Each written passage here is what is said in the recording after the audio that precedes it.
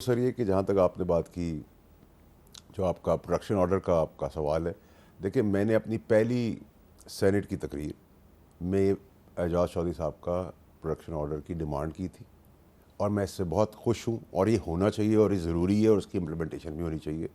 आपके पास 100 केसेस हो सकते हैं, 200 केसेस होते हैं, लेकिन अगर आप किसी जगह का पार्लियामेंट के आप किसी जगह के मेंबर है और आपको कानून ने आपको राइट दिया है तो वो राइट यूटिलाइज भी होना चाहिए, उसको करवाना भी चाहिए, उसकी इम्प्लीमेंटेशन सबको हम आवाज़ होकर खड़ा होना चाहिए। बहुत अच्छा इकदाम है, इसके इम्प्लीमेंटेशन में हम भी पूरी कोशिश करेंगे कि इसको तो इम्प्लीमेंट किया इससे जाए। का मुज़ाकरात पे भी अच्छा असर पड़ेगा।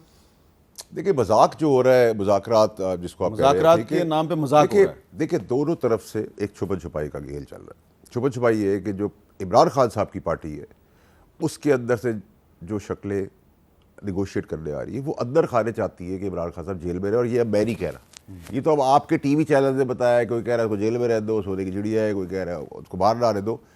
तो ये तो सारा ड्रामा है, और जब तक इमरान खान साहब अंदर है तब तक ये सारे 90% कॉम्प्रोमाइज़ जो मेन लीडरशिप है, मैं अली जफर साहब की बात नहीं कर रहा, मैं मरवत की बात नहीं कर रहा, मैं जितने नाम लिए उनकी बात नहीं कर रहा जो उनके नाम मेरे लिए, बाकी आप सब अली जफर साहब के नाम के साथ मरवत साहब का नाम क्यों ले रहे हैं? उनको तो शो कॉज नोटिस जारी हुआ है। मैं तो अपना ओपिनियन दे रहा हूँ ना। मरवत साहब के साथ उनकी पार्टी कुछ भी करे, लेकिन मैं समझता हूँ कि वो क्राउड पुलर है, अच्छा वो ज़बरदस्त काम कर रहा है और दिलेर आदमी है, तो उसको भी टांगे खींच रहे हो उसकी। ठीक है। और अगर आप उससे पूछे बैरिस्टर सैफ के बारे में, या आप उससे पूछे अली मोहम्मद खान के बारे में, या यूसुफ जही के बारे में, तो मैं यही कहूँगा अच्छे आदमी, वो मुझे बुरा भी कहेंगे तो मैं कहूँगा अच्छा आदमी, जिनके साथ टाइम गुजारा है, जिनका मुझे पता है कि इमरान खान का मुखलिस है तो मुखलिस है। अगर सलमान को राजा है, ठीक है, सब पार्टी का हिस्सा नहीं थे, लेकिन अच्छा चेहरा है तो अच्छा चेहरा है, इसमें आपको बुरा बुरा ये तो ज़रूरी नहीं कि आप किसी इख्तलाफ करते हो तो आपको बुरा कहो। दूसरी चीज़ भी सबसे इम्पॉर्टेंट ये, आपने कोशिश कर ली 9 मई करके, आपने 26 नवंबर करके कोशिश कर ली, आपने जलाओ घराव करके देख ली, आपने सोशल मीडिया कैंपेन करके दे लिया, आपने आर्मी चीफ का तमस्कर उड़ा के देख लिया, आपने बदमाशी करके देख लिया, आपने लड़ाई करके देख लिया, आपने जजों को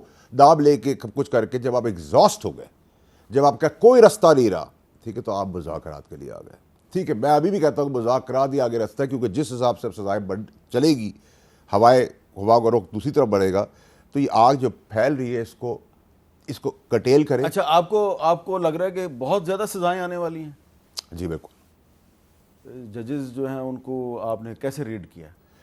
देखिए मीर साहब, इस मुल्क के अंदर आपको रीड करने की ज़रूरत नहीं होती। आप बहुत सारे केसेस का जवाब आपको पहले पता होता है, जैसे मैंने आपको 4 साल से कहा। दूसरी चीज़ ये कि देखिए, जहाँ सज़ाओं की बात करो, इसमें भी कोई छोटी मोटी सज़ा तो नहीं होगी ना, इसमें भी लंबी चौड़ी सज़ा वो होगी। तो मिलिट्री कोर्ट्स की सजा होगी ना वो। नहीं, ये मैं अभी 190 मिलियन पाउंड की बात कर रहा हूँ, ठीक है, वो एक सेपरेट है, उसके बाद फिर सेपरेट है, फिर सेपरेट है। देखिए इस मुल्क के अंदर 70-75 साल की हिस्ट्री है कि आपने, और ख़तरनाक मुल्क है ये, कि आपने ऐवान से एक आदमी को फांसी पर चढ़ाया और जेल से आप ऐवान में लाएँ। ये दोनों चीज़ें हमने देखी। जैसे आज आपने क्लिप दिखाया वकास साहब का और क्या नाम है तर्जुमान का, बुखारी साहिबा का, ये वैसा आपने ये पिक्चर पहले भी देखी हुई है, ठीक है, और अभी बहुत कुछ चीज़ें सामने आनी भी है।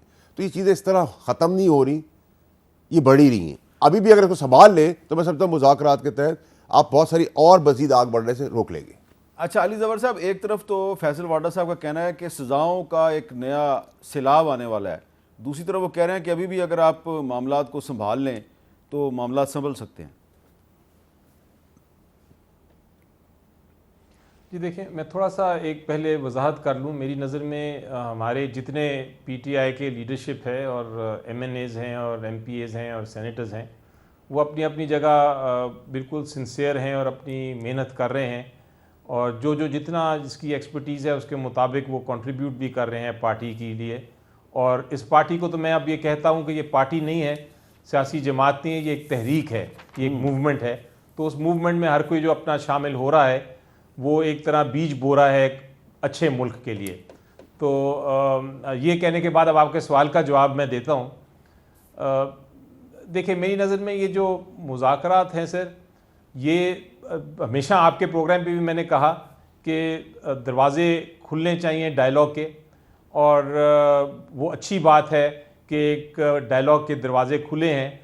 जहाँ तक सज़ाओं का ताल्लुक़ है और कन्विक्शंस का ताल्लुक़ है या केसेस का ताल्लुक़ है, मेरा ख्याल है वो साथ साथ चलेंगे। जो लीगल केसेस हैं वो चूँकि बेबुनियाद केसेस हैं, उसमें हमें कोई खदशा नहीं, वो लीगल बैटल भी चलेगी।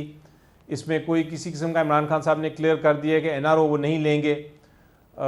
दूसरा जहाँ तक ताल्लुक़ है के केसेस नए बनाए जाएंगे। मेरा ख्याल है जितने मेजर केसेस थे, जो बड़े सीरियस केसेस अपनी तरफ से बनाए थे, वो तो अब ख़त्म हो गए हैं। अब जो नए केसेस आएंगे अगर वो बहुत छोटी छोटी नौयत के होंगे और उसको वैसे भी अदालतें जो हैं उसमें बेल्स दे रही हैं और वो या उनको ख़त्म कर रही हैं, तो कोई उसमें भी ख़दशा नहीं नज़र आ रहा।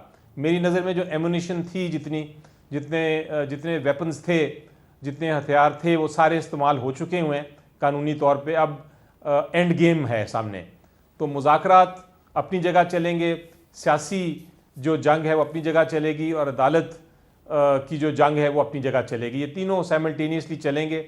मुज़ाकरात अगर ख़त्म भी हो जाते हैं तो बाकी दोनों तो चलेंगे, क्योंकि अवाम जो है वो खान साहब के साथ है, और जब तक अवाम इमरान खान साहब के साथ है, मेरा ख्याल है किसी किस्म का फाइनली खदशा नहीं है।